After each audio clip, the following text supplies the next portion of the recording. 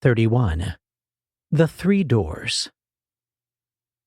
Insight practice is all about understanding the three characteristics to such a depth that we may see beyond the three illusions and enter ultimate reality through one of the three doors, which is a metaphorical way of describing the first moments before a fruition. Stages 12 through 14 and subsequent attainments of fruition at that level of awakening present a radical and complete understanding of the three characteristics at the level of formations, that is, at the level of the whole sensate universe, lasting 3 or 4 moments of 1/10 to a quarter of a second each. As unpalatable as the three characteristics can seem, in the end, they are the source and substance of our complete salvation. There are 3 basic ways the doors may present themselves, at least 2 of which are combined in practice to produce the experience of entering fruition. The third characteristic is generally considered to be inferred from the way the other 2 present, but sometimes aspects of the third characteristic will be experienced directly. Regardless of the way a specific door manifests, it reveals something completely extraordinary about the relationship between the watcher and the watched that it would take a very warped, non-Euclidean view of the universe to explain, though I will try shortly. One way or another, these fleeting experiences cannot easily be explained in terms of our normal 4-dimensional experience of space-time or within our ordinary subject-object experience. One way to distinguish a door to fruition from an A&P event is that the 3 doors involve the whole experiential space-time continuum as well as the object of investigation, as these become an integrated whole. This does not hold absolutely for A&P events. If we are being honest with ourselves, as the subtle background of sensations that provide reference points is not completely included. Further, A&P events tend to be very rich and thick, whereas there is always a sort of quiet simplicity to the way the 3 doors present. As stated earlier, the A&P event occurs very much as the 3 doors, is then followed by an unknowing event, but then there are a few moments, usually about 3 or 4, as the breath drops all the way to the bottom, followed by another unknowing event and a state shift. Without a doubt, the clearest and most illuminating experiences of the 3 doors come from attaining fruition in the formless realms or in the realms of the psychic powers, though the latter are not necessary, just interesting, memorable, and educational. Another perspective would say that the 3 doors always happen at the level of the psychic powers, as seeing with wisdom is listed as a power, in fact, the highest of powers. The strength of our concentration practice and the recent continuity of practice will also help determine how clear these experiences are. I had to go through them hundreds of times, with an eye to exactly how they presented before I could write a chapter such as this one. Plenty of people have failed to notice the previous sentence and thought that they would likely have similarly clear experiences. When I say I had to go through them hundreds of times to compile this list, with only a small fraction of those yielding the nuggets of Dharma goodness that I serve up below, I mean it. Do not expect that you will necessarily be able to notice all of these with this degree of clarity anytime soon or perhaps ever. I must reluctantly admit that fine phenomenology expressed in clear writing seems to be a particular talent of mine, and it turns out that this is not that common even among excellent, learned, disciplined, talented, and awakened practitioners. The practical point is that, should you not have those particular skill sets, do not fret or fear, as they are certainly not required to get the benefits of these practices. Far more common than being good at noticing the fine points of how these happen is being able to go through the 3 doors, regardless of whether you can describe them as occurs here.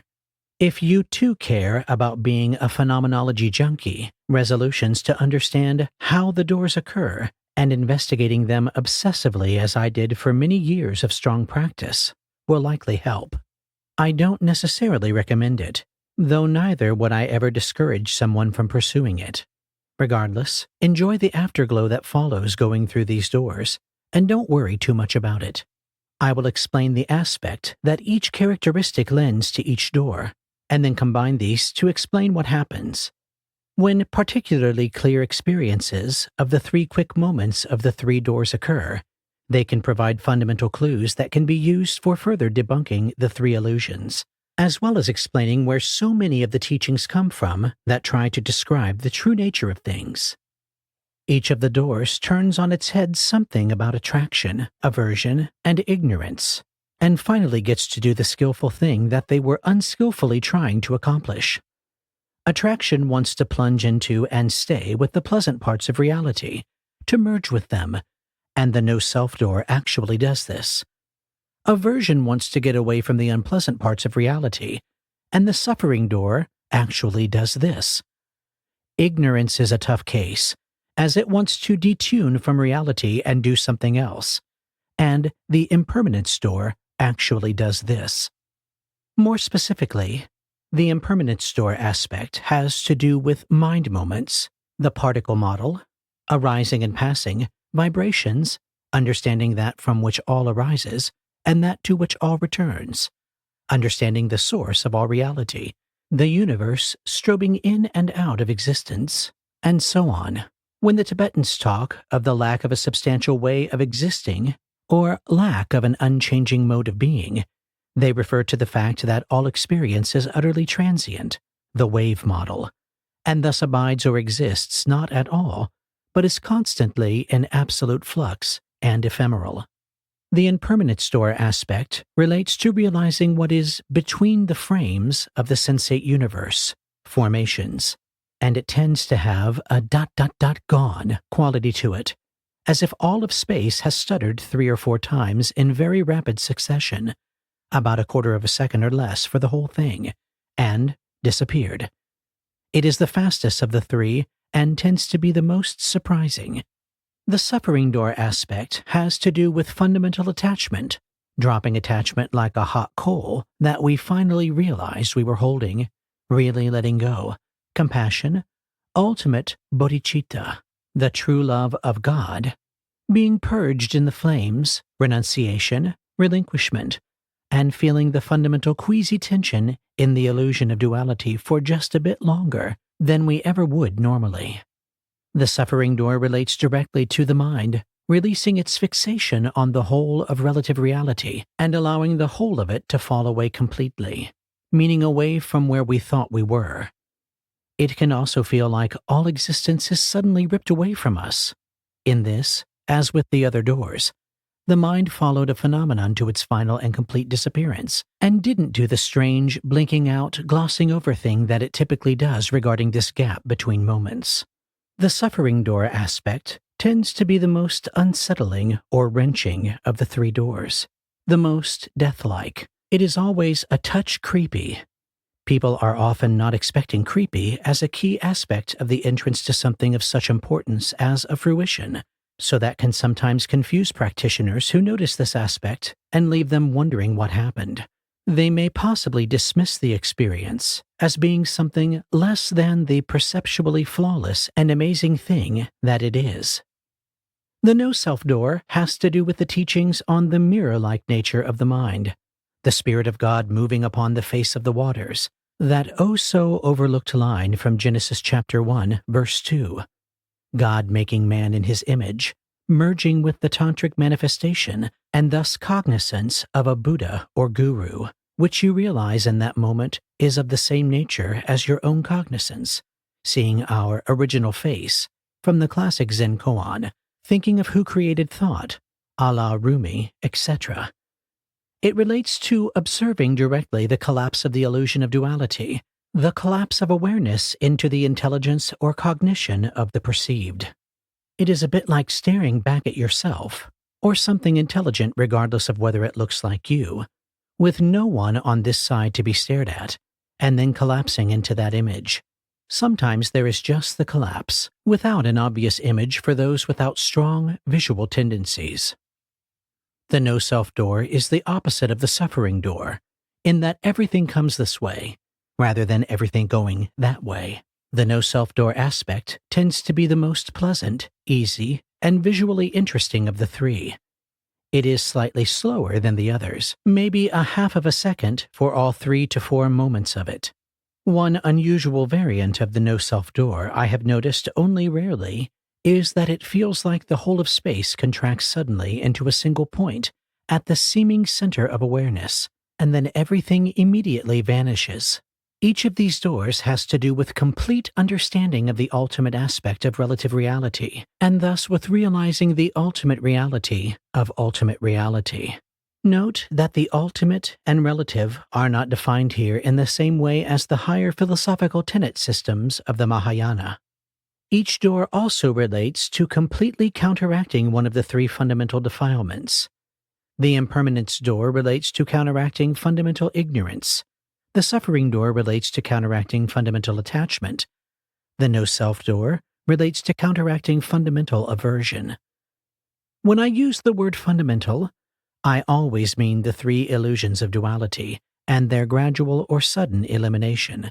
Thus, I use the word fundamental when what I am talking about has nothing to do with specific content in the form of conceptual thoughts, emotions, physical sensations, mind states, psychological manifestations or understandings, or any other specific and limited categories of sensations, since the three doors work with whatever is going on as their content. I will now try to describe 6 possible combinations of these three aspects that create the actual experience of the three doors. While there can be significant variation in the specifics of how these doors present, they will always fall into one of these basic patterns. As I stated earlier, these events are so brief and sometimes so surprising that those who have been through them many times may not discern that they present in the way I describe them here. When the impermanence aspect predominates and is combined with the no-self aspect, the whole universe strobes 3 times quickly, possibly with something staring back at us as a minor aspect of that universe, if you are prone to visuals. And then it seems that awareness collapses into the space after the third gap, perhaps turning slightly towards what was staring back, if we notice this occurring. When the impermanence aspect predominates and is combined with the suffering aspect, then the 3 strobing moments feel wrenching, and the plunge into the gap feels fundamentally violating and startling, like exactly the wrong thing to do, as we notice each pulse of the pulling away. When the no-self aspect predominates and is combined with the impermanence door, there are 3 clear and discrete moments of moving towards or sideways to, or perhaps focusing on, an intelligent, seeing image staring back at us, except that there is nothing on this side. Again, not everyone will have the strength of visualization to notice an image on that side falling into this one and may just notice the falling into part. After the third moment, the illusion collapses in a very natural and pleasant way. When the no-self door predominates, with suffering as its second aspect, then a very strange thing happens. There may be an image on one side staring back, but even if there isn't, the universe becomes a toroid, donut-shaped, or occasionally a sphere, and the image and this side of the toroid switch places as the toroid universe spins. It may spin sideways, horizontally, or it may spin vertically, like head over heels, and may also feel like a hood of darkness suddenly being pulled over our heads as the whole thing synchronizes and disappears, or like everything twisting out of existence. The rarest no-self-suffering variant is hard to describe, and involves reality becoming like a donut whose whole outer edge rotates inward as to trade places with its inner edge, the edge that made the hole in the middle, that rotates to the outer edge position, and when they trade places, reality vanishes. The spinning includes the whole background of space in all directions. Fruition occurs when the 2 halves switch places, and the whole thing vanishes. For all the no-self door variants, there is not always an image of something staring back, as that typically involves stronger concentration. Some no-self variants can have sort of a swinging or rocking sensation that can occur for a few seconds before they occur, like space and attention were starting to swing together around us. While from a certain point of view, we could say that concentration can't get any stronger than it is in conformity knowledge or the entrances to the 3 doors. It is also true that those with stronger concentration in general will have clearer and more dramatic experiences of these doors. Some people also just seem to be more wired to appreciate the finer points of what is happening with the doors in general. Repetition and resolutions to perceive the doors clearly also may help practitioners appreciate these fine points. When the suffering aspect predominates, while combined with the no-self aspect, again, the moving toroid phenomenon happens, except that it can be quite distorted or cone-like. The universe can rotate up or down and away from us, so that the primary experience is of an image falling from this side, though with the hint that it might be coming back around to this side. When the suffering door aspect predominates with impermanence present, then the three moments in which the universe is ripped away from us are distinct. When the suffering aspect predominates, the experience always feels like something was violated or wrong with what happened, like something essentially was torn from us, at least until there is finally no sense of a me from which to have something torn. For those working on the higher paths, reflecting on ways that the few moments before fruition have presented themselves can be very interesting and helpful. For those working on the more mature phases of awakening, I offer the following advice. The special ways that the doors can present can tempt us to the following subtly incorrect conclusions. That there is a link between some special and intelligent spot on that side and some transcendent this that is undefinable.